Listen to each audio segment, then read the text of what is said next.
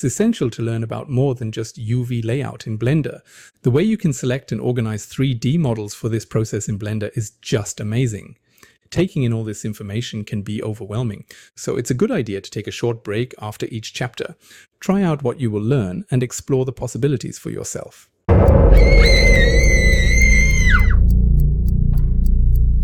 You likely know the traditional method already. Start with the cube. Highlight the edges where you aim to slice and opt for Mark Seam. Then proceed to Unwrap. That's it. Our goal is to deepen our understanding of the UV layout process and gain more control over it. I will delete the current UV map so we can begin our own.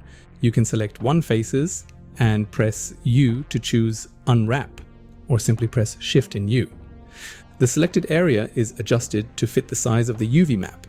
When I select two areas, they are also adjusted to fit the map and relaxed. If I select these three areas and press Shift and U, their size is adjusted as well. The areas remain connected since I haven't made any cuts. For these three areas, I make a cut with mark seams and unwrap the areas again. We can see how these areas relax, similar to a real paper model that we've cut along the same edge. A drawback is that the UV editor window only shows the current polygon selection. Clicking the UV Sync Selection button displays the entire UV layout of the model. Since we have UVs of different sizes, we can scale their size relative to each other.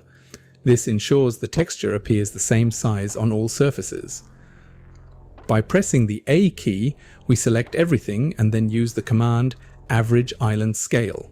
Now all of our UV polygons are stacked on top of each other. We can evenly distribute our UV polygons across the area using UV Pack Islands. We can locate connected areas by pressing the L key and then move, rotate and scale them as usual. We can also place these outside of the UV map. The points and edges are always connected. In the points and edges mode, you see their connections. This edge connects these in the model, and this point connects to these. We can also merge these edges. Select an edge, right-click, choose Stitch, and the UV island aligns with the corresponding edge, assuming Snap Island is activated. Otherwise, only the edge moves. You can also set them to meet exactly in the middle by activating Snap at Midpoint. When we use the command with the shortcut Alt and V, we even get a preview of the process before stitching, which we can then deactivate with a right-click. This also works with multiple areas at the same time. Here I have sliced a sphere into individual parts. Select the edges of a part with Control and choose Stitch. Depending on the selection, an island jumps to another, edges move from one island to another, or meet in the middle. If there was a seam between them, we can automatically remove it. To avoid losing track in the UV layout, you can simply press the H key right after unwrapping to hide the selection in the viewport. When you're finished, you can reveal everything again by pressing Alt and H. As we have seen, in UV Sync Selection mode, all points and edges are interconnected. The face selection mode is different. You can move the entire UV polygon. Selecting a point again moves all connected points. If you only wanted to move one point, you'd need to turn off sync mode. But then only the UV islands of the selection are shown. Press A to select everything in the 3D view, where we also see points, edges, and polygons. Additionally, there are 3 sticky selection modes. With disabled, you can move any point or edge as desired, breaking every connection. I will undo this. With shared location, only points and edges directly on top of each other in the same location are moved. Shared vertex moves all overlapping points, similar to sync mode. I will undo everything and return to sync mode. We've seen that with simple geometries, we can easily select and unwrap surfaces, then assemble them to our liking in the UV editor.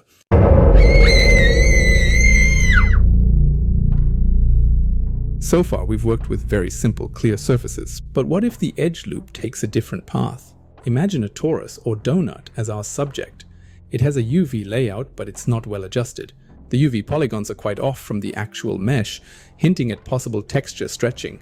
An easy fix is to cut the donut in half and unwrap it. If you now apply a texture, it won't follow the donut shape but will stretch over the whole model, causing texture distortion due to the different sizes of UV polygons. We want a straight line to direct the texture flow, so we cut through the ring, This is better, but the mismatch in size between the UV polygons and the 3D model remains, along with non-straight edges. These issues lead to texture distortion. We can use one UV polygon as a reference for all the others. For example, we pick this one and then select all others with A. If we now use the command U and then follow active quads, all polygons will align in the direction and shape of the first one, which also causes distortion, even though the ends are now straight. So we need to straighten the horizontal and vertical lines of the first UV polygon beforehand. We should be careful about which UV polygon we use as a reference because it sets the standard for all others. If we choose a more square-like polygon as the reference, all others will also become square-like, leading to distortion at the front. In our case, the camera looks at the front, so I would choose this polygon. To make our UV mesh straight, we align the horizontal points, one on top and one on the bottom, and of course the vertical ones, one on the right and one on the left. We start by selecting this polygon, then select all others with A and execute the follow active quads command. As a result, all polygons align with the initially chosen one. This looks pretty good. Let's explore the 3 settings of follow active quads on a different model. To better grasp these settings, we activate Display Stretch under Overlays and switch to Area Mode. This allows us to see the texture size for each individual UV polygon. I have already aligned this polygon horizontally and vertically. Then I select everything and use Follow Active Quads. With the Even setting, all UV polygons match the dimensions of our first UV polygon. For the blue UV polygons, the texture would be least distorted. When we compare this UV polygon with the mesh polygon, we notice they are very similar in shape. The yellow UV polygon, by contrast, is significantly larger than the mesh, leading to a larger texture display, and thus distorting the texture. This distortion would be unavoidable in this case. The length setting sizes all UV polygons the same as in the mesh. The loops of the polygons are displayed side by side, each in its true length. That's why we notice the formation of steps. A middle ground between even and length is length average. This setting adjusts UV polygons in relation to the mesh polygons to align the start and end. Here, we generally achieve the most harmonious outcome. Here we have the polygon with almost no distortion, and accordingly there is a reduction of the texture size in the bends, or an enlargement in the inner areas because the UVs get smaller. With the Follow Active Quads feature, we can align each non-linear UV island so that our texture lays out neatly on it. I'll show you later how to speed up this process. Take some time to explore the Display Stretch indicator to improve your understanding of your UV layout.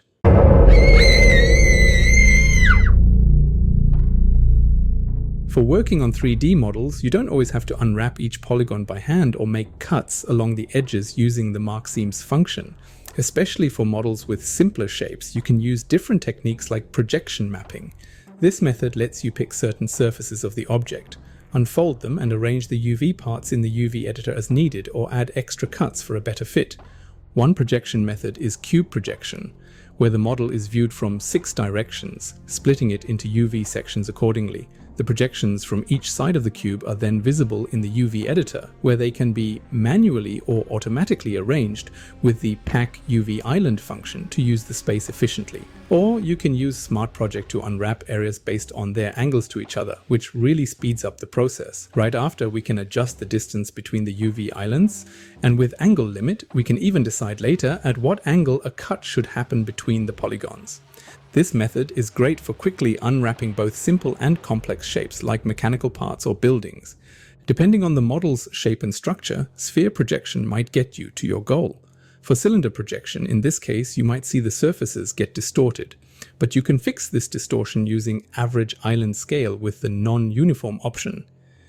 Project from View with Bounds projects from the camera's viewpoint, but adjusts the size to fit the bounds, which can lead to distortions. On the other hand, Project from View projects the surface based on the current camera perspective without causing any distortions. I also find Project from View helpful for organizing 3D models for UV layout.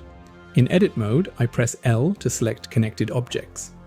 Then, using Project from View, I create a UV layout from that perspective, move it aside, and hide it. Then I unhide everything and can focus on the UV layout without losing track of the individual pieces. Of course, by pressing the P key and choosing Separate by Loose Parts. I can break the model down into its individual objects. This allows you to start the UV layout for each object. It's all a matter of personal preference in how you want to work. And of course, you can wonderfully use project from view in orthogonal viewport views if you want to avoid any distortion of the geometry. With this method, the UV layout isn't stretched, so you get the exact same shape as in the viewport 100% of the time. If you now choose Unwrap, the UV map will be relaxed. However, if I want the eyes of the Suzanne model to stay exactly in their place, I can pin individual points by right-clicking and choosing Pin, or simply press P. Then, when Unwrap is called, it ensures these points stay in position. Project from view is also great for modeling packages, especially when you have a blueprint or want to apply a specific texture. By using projections and smart object unwrapping, we can unwrap technical models quickly without having to make any cuts. Test out each projection method to see how you can most efficiently achieve the best result. Also, experiment with the pin function.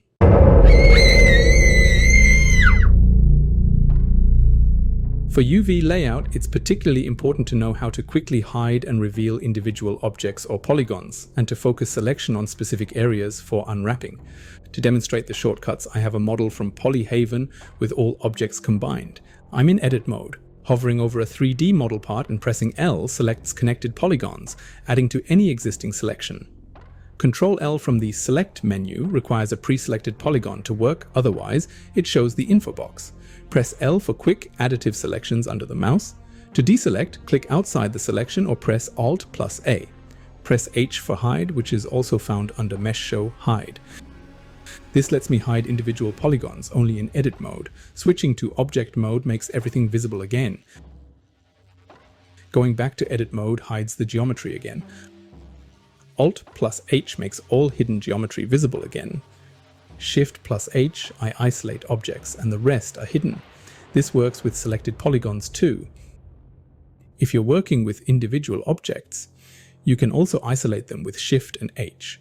But you also have the option to bring the selected object into local view by going to the menu for local view or pressing the slash or division sign on the numpad. There's a big difference from isolate mode. To make it easier to understand the difference, I opened the splash screen scene of Blender 3.5 by Nicole Morena and set up two viewports. Let's say you need to create a UV layout for every single object in the scene. You might want to start with this button. By pressing Shift plus H, I isolate the object, hiding all other elements. Next, I zoom in on the isolated object using the comma key on the numpad to proceed with creating my UV layout. Once completed, I use Alt plus H to unhide everything. Currently, my viewpoint is near the bread roll on the left, so I'll adjust the camera to reposition my view. Doing the same with the slash key puts me in local view for just this view, and the camera immediately focuses on the object. I create my UV layout, and pressing slash again returns the camera to its original view. I can also select multiple objects at once and remove objects from this selection with Alt plus slash. That's very handy. It's also possible to select a different object in another viewport with slash. Very, very handy. However, the local view does not work with connected models or joined objects. We can speed up working with the UV layout by learning a few tricks for selecting areas. Define a closed loop from vertices or edges and use Select Loop Inner Region command found under Select and select loops to select within the loop. Alternatively, Select Bigger selects the opposite side. Press 3 to convert the selection to faces. Another method is to select the boundary using faces, hide it with H, and then select the inner area with L. Revealing everything again with Alt plus H gives you the desired selection. But with this method, we also end up selecting the outer edge. If you didn't want the outer edge, you could save the inner area by assigning it to a vertex group. You can then reveal and deselect everything and load the selection later. This way, we also have a fill selection method in Blender, which is currently missing. Alternatively, one could purchase an add-on for this purpose. Another way to select the inner area is by marking the selection edge as a seam. Once I set the area over this edge to seam and press L, that area is selected. We also have the UV selection. This means after unwrapping a section and deleting all seams, pressing L and switching to UVs allows me to automatically select the UV islands. Of course, you don't have to delete the seams. I just wanted to demonstrate that it works without seams as well. You might be thinking that no one can remember this, but it's easier than you think. The shortcut H is for hiding, and if you press Alt with it, it means to unhide.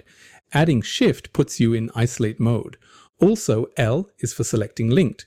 And don't forget the /hotkey on the numpad. Memorize these shortcuts and you'll speed up your UV layout work a lot.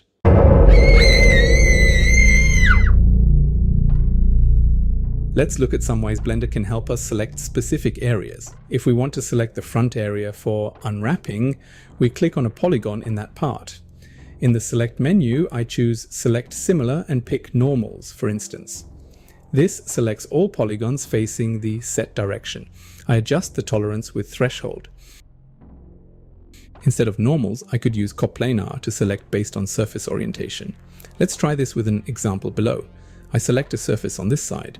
Instead of going to the Select menu, pressing Shift plus G lets me choose coplanar. The higher the threshold value, the greater the tolerance.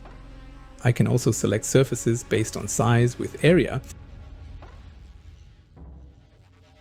or with number of edges with polygon sides, or by angle if edge loop isn't working. I select the relevant object and choose Select Sharp Edges. This selects all angles exceeding a certain degree. There might be a need for some adjustments here and there. Of course, this may also select other surfaces I will need to deselect afterwards. When you select a point, you can also choose everything in a certain direction from that point. To do this, use the Select Active command. With it, you can choose between a local or global axis. This way, you can clear one side of any model if you only want to unwrap one side, or you can quickly select Suzanne's nose with it. One last thing, shortest path, which you might already know. Holding the Control key and clicking selects the shortest path to your click, an essential feature. With this tool, you can switch, for example, to mark seams, automatically setting cuts when using shortest path. You can find this tool under Select Linked To. Depending on whether we're in vertex, edge, or face mode, Shift plus G or the Select Similar gives us different options. These selection methods save us a lot of time with the UV layout. In Blender, the wide range of selection options makes many selections automatic. You won't need to select every edge manually. Pay attention to the Select Similar menus for vertices, edges, and faces. Your workflow will speed up significantly.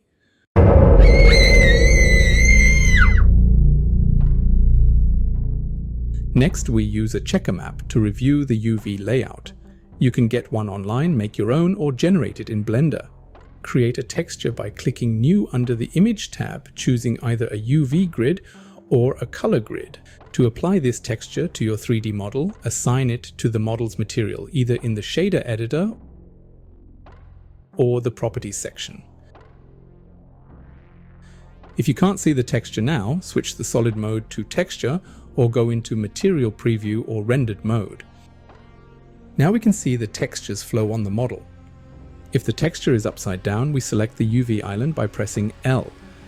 We want to flip this island. Right-click and choose Mirror Y. Thus, a single texture would texture our entire model. The larger the texture, the better the quality. Now we could assign textures, paint directly in Blender, export the 3D model and paint it in another software like Substance Painter, or export the texture and texture it in Photoshop, for example. You don't need to understand everything about UDIMs right away, but I'm sharing this so you're prepared for possible issues. This overview will help you, and if any problems mentioned arise, you'll know where to look for solutions. At the moment, we have only one texture available. Usually this is enough. However, if we have a large model and maybe want to see more details on certain areas, we can use multiple UV maps and distribute our UV islands on them. These are called UDIMs. Using a simple cube to demonstrate this is a practical way to understand the process. I create a new image. When I activate tiled, I also activate UDIM. For now, I won't do that. Instead, I'll just create a simple texture with a checker map. To set up UDIM tiles in Blender, go to the Images tab in the N panel and switch the source to UDIM tiles. If we had activated tiled, this would already be set up. You can add more maps by clicking the plus sign under UDIM tiles, and it's possible to choose higher resolutions for these additional maps. Create a checker map for this tile as well to check the UV layout on the model. I'm quickly assigning the main texture to the cube's material. For example, take the UV island from the top and scale it up to fit the new map. We are now able to add much more detail to the upper area. Now you're able to paint directly on your model in Blender or another software of your choice. Saving the texture keeps all tiles as separate files. It's important that UDIM is written in angle brackets behind the name. However, when viewing the material, only one map appears. This single map is defined by UDIM, automatically linking to the individual tiles. Due to the UDIM system, you cannot simply apply different textures manually to each tile. If you need to alter textures manually, you must replace them on the hard drive, making sure the file names match exactly. Let's say we want to enhance a fully textured model, specifically the lid, with high-resolution textures. It's pretty straightforward. I switch the texture to UDIM and create a new map. Then I move the UV island to this new map, enlarging it to use up all the available space and start painting directly on it. In the image texture node for the base, we also switch to UDIM. This means we use a UDIM texture for the base texture and a single texture for the others. When I try to save the base color maps, I get an error message because the UDIM marker isn't present. We can fix this by adding a dot and UDIM in angle brackets at the end of the file name. After this, saving doesn't give an error message anymore, and all files are correctly saved on our hard drive. If we want to do this for the other textures, we need to repeat these steps by adding UDIM after each texture. Alternatively, you could rename the other textures by adding the correct identifier, starting with 1001 to each, then reassign all the textures in Blender, switching them to UDIM. I find this method more cumbersome, but it's possible. Some might think that using UDIM is too complex for our purpose. They might suggest disassembling the model into its parts and applying high-resolution textures to each piece separately. This is definitely doable and involves assigning materials and textures to each object, which is a standard process. If we're working on an organic model with just one texture and we plan to include very close-up shots, using UDIMs becomes crucial. They allow us to use extremely high-resolution textures for the face while using lower-resolution textures for other areas. This technique enables us to employ 5, 10, or even more textures for a single model, offering a flexible approach to detailed texturing. That might have sounded complicated, but it's really quite simple. When you switch to UDIM, you get more space for your UV islands. If you ensure your file name includes UDIM in square brackets after painting, Blender takes care of the rest for you. It automatically names the textures with the tile numbers. Then in the shader editor, you'll see just one node for all tiles. Don't hesitate to try out this technique.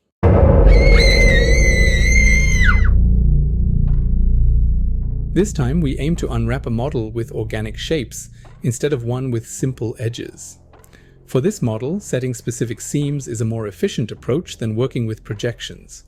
We will focus on evaluating the UV layout by examining distortions without initially using the checker map. For this model, the quickest way is to make some loop selections. I'll start with the beak, selecting an edge loop there. By holding down the Shift key, I select an edge loop for the inside of the beak. To better unfold the outer areas, I make 2 cuts at the corners of the mouth, then mark the seams. I select an edge loop for each wing, one for the bottom, and one for the tail. Press U and select Mark Seams. Using the L key, we ensure that the seam is selected and choose all parts. Press 3 to convert the selection into faces, then press H to hide everything. I select an edge loop for the head, I split the head in half, I cut through the front part, and the back part as well. We invoke Mark Seams again. With Alt plus H, we reveal everything again. Press A to select the entire mesh, then press Shift plus U to unwrap the model. In the display stretch setting, we select Angle to evaluate the texture distortions without actually having a texture on the model. I lower the UV opacity a bit so that the colors can be seen more clearly. The angle mode only displays texture distortion based on the geometry's angles. To make this easier to understand, let's look at a simple example. When unfolding, if a UV polygon matches the shape in the 3D geometry exactly, we see no distortions, and the UV layout shows pure blue. Size differences don't change the color either. Even if we move the top 2 edges upwards, the blue remains the same. despite the texture being stretched. Compressing it also shows no change in color. It's only when the angle changes that we see a color shift, indicating a distortion. Let's look at an example using a hemisphere. It was unwrapped simply with Shift and U. If the hemisphere were made of rubber, we'd have to pull hard at the edges, causing the most distortion and the biggest changes in angles at the outer edges. By making extra cuts, the UV mesh can spread out better, which means the angles don't need to be adjusted as much. This gives us more dark blue shades and we see less distortion in the texture. For example, if I just cut out a strip, we get a shape that's almost like the original mesh, leading to an almost uniform blue. This way, we'd hardly notice any texture distortion. If the UV islands are mostly in a bluish area, the UV layout is quite good. The aim is not to achieve a uniform blue, as that's not possible. A slight distortion is normal. Only when we see significant color changes should we make more cuts. For example, if the tail consistently shows a different color, I cut it at several places to relax the mesh. This can be done not just in the 3D view, but directly in the UV editor as well. Select the edges at the vertices. Unfortunately, pressing U doesn't show mark seams, but it's in the UV menu under UV. We still see some problem areas like transitions at the beak and in the neck area. Achieving a completely distortion-free UV layout is hardly possible with organic models. If the distortions in the texture were bothersome, I would divide it further. Changing the mode to area lets you see how your texture sizes vary. To better understand this mode, let's look at a simple example again. The area distortion mode refers to the relative sizes of the areas. When I select and scale a UV island, the colors change, indicating that these UV islands represent the texture in different sizes. If I switch to angle mode, for example, we see no difference because there is no distortion in the geometry itself. Switching back to area mode. If I do the same thing as before by moving the top edges, we now see a color change indicating that the sizes of the UV polygons relative to each other have changed. Moving a point here, I see a color change because the size of the UV polygons changes. We do not see a gradient of colors as in angle mode. Logically, in area mode, we can also detect that this UV polygon will distort the texture. Let's now look at the area mode on the duck. Here we can see the size of the texture on the geometry.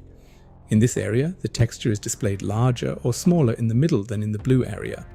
But a direct distortion of the texture is not visible here because there are no drastic color changes. Of course, there is a distortion of the texture due to the size, which is due to the shape of the duck. Further cuts could avoid this, and if there were a direct color change like this, we could assume that the texture is greatly distorted here. Also, the UV islands relative to each other indicate that all are displayed in approximately the same size. If a UV island is shown in a completely different color, it indicates that this island is displayed in a size that is different relative to the others. We can quickly fix this issue by selecting everything and using the average island scale command. Let's take a look at the original UV layout of the 3D model from the website Polyhaven. This is the angle distortion view of the model. The complete UV layout is in a shade of blue indicating relatively low distortions. I'll apply a checker map to the 3D model. The wings and the beak have a completely different texture size compared to the rest of the body.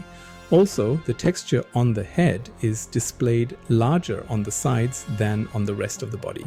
Let's switch to the area distortion mode. Here we can see why the wings and the beak are displayed significantly smaller, and the texture on the side of the head becomes larger. These islands were certainly set larger on purpose to provide more texture space for these areas. Adjusting these islands afterwards would surely not be a good idea, as the textures would no longer match in any way. Combine all the techniques you've learned so far: automatic selection of edges, edge loops, shortest path, selecting, hiding, and arranging UV islands. After creating a UV layout for your 3D model, take a moment to review it with the display stretch function. This allows you to assess how your textures will behave on the model in advance.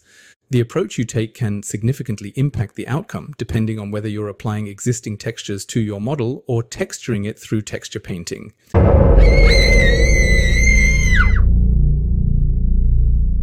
Let's say we want to merge several objects into one. First, we pick the objects we want and press Ctrl and J to combine them. But then we notice the textures disappear. This happens because Blender gets confused about which UV map to use from each model. This confusion comes from giving the UV maps different names in the models. To avoid this problem, it's a good idea to make sure the UV maps have the same name before you merge the objects. When I apply a cube projection to this table leg, we notice that the proportions are all wrong. This issue happens because the table leg was distorted at some point. To see what's going on, we open the N panel and find that the scale values are different. However, if we press Ctrl and A to reset the model's scaling back to 1, then our unwrapping functions properly again without any distortions in the UV layout. Begin with the UV layout only after ensuring the object's scaling is reset to 1.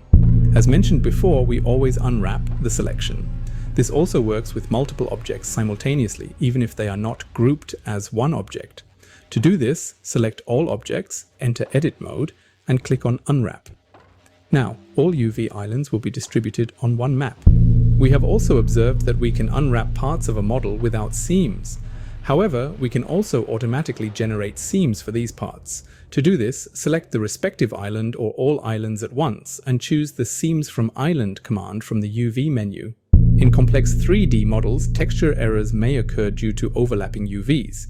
You can directly select these UV polygons by using Select Overlap under the Select menu in the UV editor. When Life Unwrap is activated in the 3D viewport, unwrapping is automatically performed when Mark Seams is executed.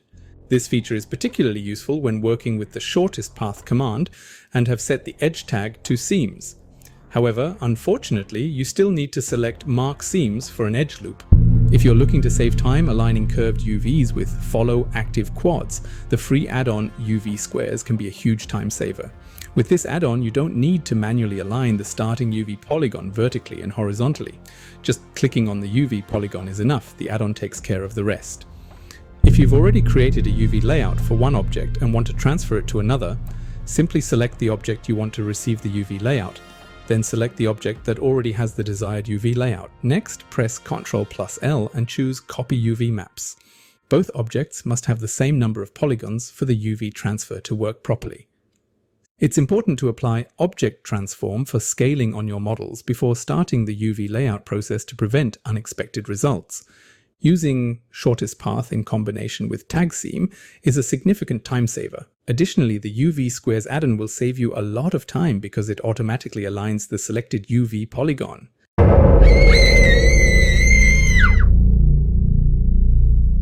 When the N panel is opened in the 3D view and UV editor, we don't find many UV editing functions.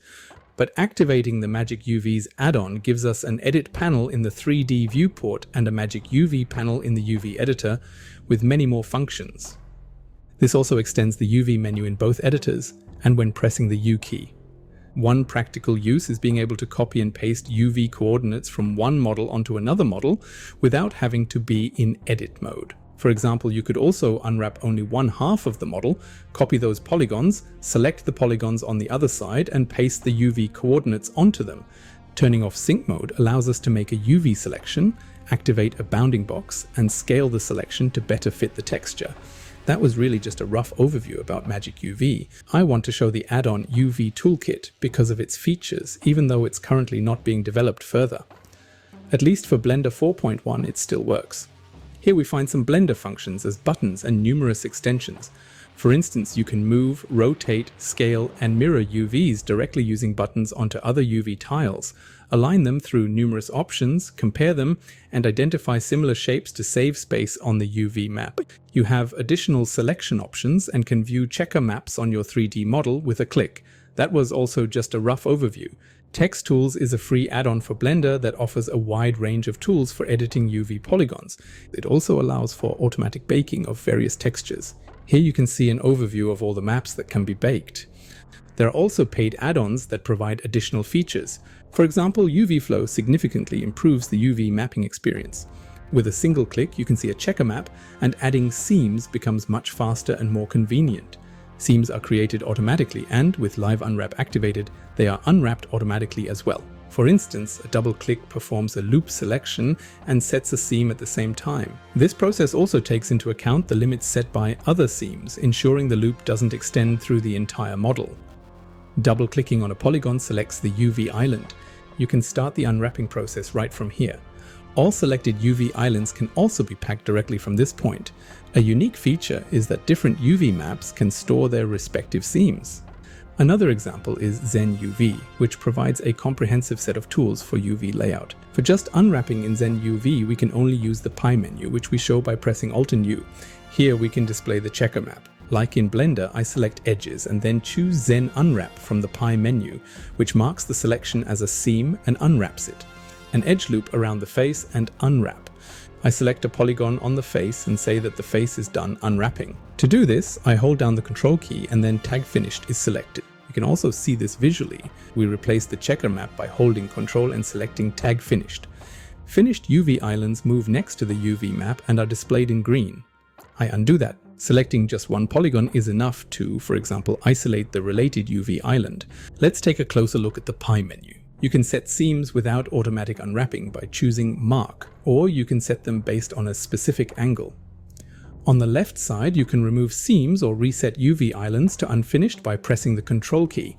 Under Select, you can choose all overlapping, flipped or identical islands. You can display a stretch map in the Checker section by holding the Alt key. With Quadrify, we can align UV islands in one direction, similar to the Follow Active Quads tool, but it's much faster because you only need to activate one polygon, vertex, or edge of the UV island. Let's look at the interface and more features of Zen UV. We see the UV maps, which can also be displayed directly in the 3D viewport, but you need the HardOps add-on for this.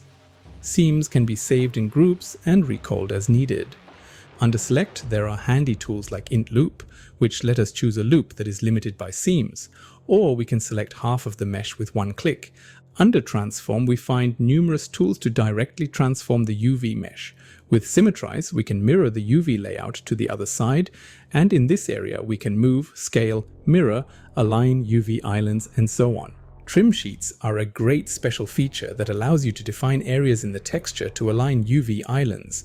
These islands can then be assigned interactively directly in the 3D viewport, and under Stack, identical islands can be identified and can be stacked. Also very practical is the special feature that analyzes, visualizes, and adjusts the sizes of UV islands, known as texel density. In this area, we have many options for what we want to be displayed directly on the mesh, such as flipped, overlapped, finished, texel density, identical UV islands, and so on. And under Pack, we find everything related to packing. Here we can use not only Blender's packing, but also other add-ons like UV PackMaster, which I will introduce next. Another useful tool is UV PackMaster, which is designed to efficiently and precisely distribute UV islands on the UV map. This process is highly efficient due to its utilization of the GPU for calculations, significantly speeding up the operation. It allows users to specify how many UV maps the UVs should be distributed across. UV PackMaster effortlessly handles an extremely high number of UV islands without any issues. UV PackMaster lets you find and stack the same UV islands together. It also lets you split islands into different groups and spread them out over the UV maps you choose.